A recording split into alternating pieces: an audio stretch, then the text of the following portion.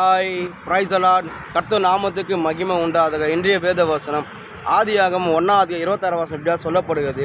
பின் தேவன் தமது சாயலாகும் தமது ரூபத்தின்படியே மனுஷனை உண்டாக்குவோமாக, அவர்கள் சமுத்திரத்தின் மச்சங்களை ஆகாய பறவைகளும் மிருக ஜீவன்களையும் பூமி அனைத்தையும் பூமியின் மேல் ஊறும் சகல பிராணிகளை ஆள கடவார். தேவன் இந்த உலகத்தை தேவன் தான் படைச்சார். வானத்தை உண்டாக்கினார், பூமியை உண்டாக்கினார். அதுக்கப்புறம் இரவு பகலை, காலங்கள் வருஷங்களை, அப்புறம் தண்ணீரை வனாந்தரத்தை பிரித்தார்.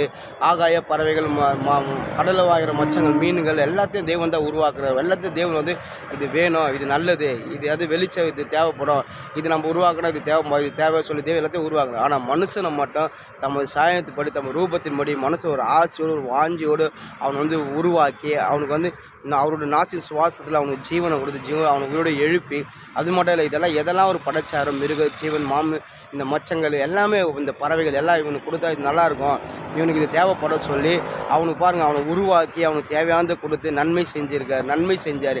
எப்படியாப்பா நன்மை உள்ள தேவன் பாருங்கள். இதெல்லாம் வானதிய பூமியெல்லாம் தேவனை உருவாக்கின தேவன் மனுஷன் ஒரு ஆசையோடு வாஞ்சியை உருவாக்கி அவனுக்கு இதெல்லாம் கொடுத்தா அவனுக்கு திருப்தியாக இருக்கும், நன்மையாக இருக்க சொல்லி அவனுக்கு நன்மை செய்கிற தேவனாக இருக்கார்.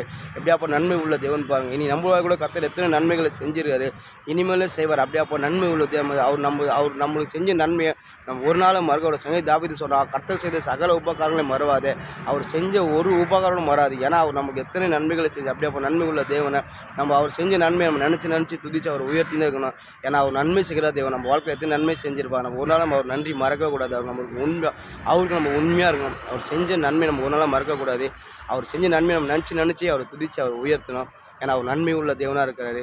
அதாவது மனுஷங்கிட்ட நம்ம ஒரு நன்மை செஞ்சால் அவன் செய்யறதுக்கு யோசிப்பான். ஆனால் தேவன் அப்படியாப்பட்ட தேவனில் நம்ம மேலே நினைவாக இருக்கிறாரு. நமக்கு நன்மை செய்ததில் அவர் அவ்வளோ ஆர்வமாக. அப்படியாப்பட்ட தேவன் நன்மை உள்ள தேவன், நம்மளை ஒருபோதும் வெறுக்காத தேவன். அப்படியாப்பட்ட தேவன் செய்த நன்மை நம்ம ஒரு நாள் மறக்கக்கூடாது. அவர் நம்ம உண்மையாக இருக்கணும். அவர் முடிவு பருந்தியம் அவர் செய்த நன்மையை நம்ம உயர்த்தணும். ஆமென்.